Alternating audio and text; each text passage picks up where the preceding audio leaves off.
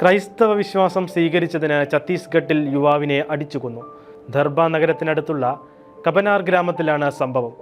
22-കാരനായ കോസ കവാസി എന്ന യുവാവാണ് കൊല്ലപ്പെട്ടത്. ഛത്തീസ്ഗഡിൽ ക്രിസ്തുവിശ്വാസം സ്വീകരിക്കുന്ന ആദിവാസികൾക്കെതിരെ നടക്കുന്ന ക്രൂരമായ വിവേചനത്തിൻ്റെയും ആക്രമണങ്ങളുടെയും ഏറ്റവും ഒടുവിലത്തേരിയാണ് കോസ കവാസി.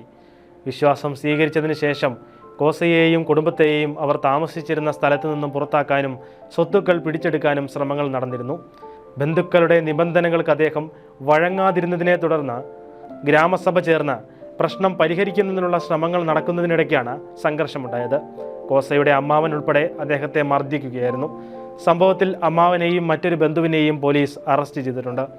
വിശ്വാസം സ്വീകരിക്കുന്ന ഗ്രാമവാസികൾ കടുത്ത വിവേചനമാണ് നേരിടുന്നതെന്നും മരണമടഞ്ഞവരെ സംസ്കരിക്കാൻ പോലും അനുവദിക്കുന്നില്ലെന്നും പ്രദേശവാസികൾ പറഞ്ഞു. തീവ്ര ഹിന്ദുത്വവാദികളുടെ ഭീഷണി നിലനിൽക്കുന്നതിനാൽ പലപ്പോഴും ഭീതിയിലാണ് ഇവിടെയുള്ളവർ കഴിയുന്നത്. നൈജീരിയയിൽ നിന്ന് മറ്റൊരു വൈദികനെ കൂടി തട്ടിക്കൊണ്ടുപോയി. ഒനിറ്റ്ഷ രൂപതയിലെ ഫാദർ ബേസിൽ ബുസുവോയെയാണ് മെയ് 16 അജ്ഞാതർ തട്ടിക്കൊണ്ടുപോയതായി രൂപതാ വൃത്തങ്ങൾ അറിയിച്ചത്.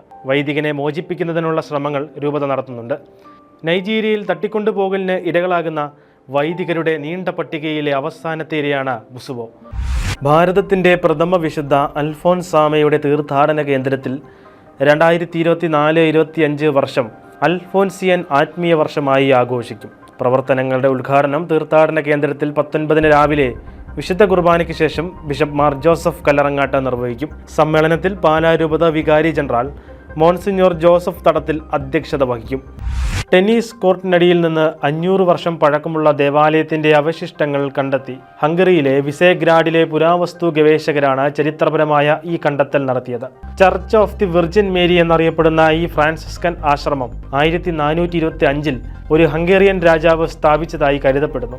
ആശ്രമത്തിന്റെ അടിസ്ഥാനം, പ്രധാന അൾത്താര, ക്രിപ്റ്റ് എന്നിവയുൾപ്പെടെ ഉദ്ഖനനത്തിൽ കണ്ടെത്തിയിട്ടുണ്ട്.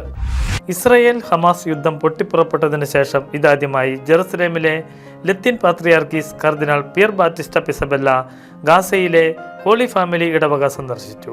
പ്രതിസന്ധിയിലായിരിക്കുന്നവരോടൊപ്പം ആയിരിക്കാനും അവരുടെ അവസ്ഥ മനസ്സിലാക്കാനുമാണ് സന്ദർശനം നടത്തിയതെന്ന് കർദിനാൾ വിശദീകരിച്ചു.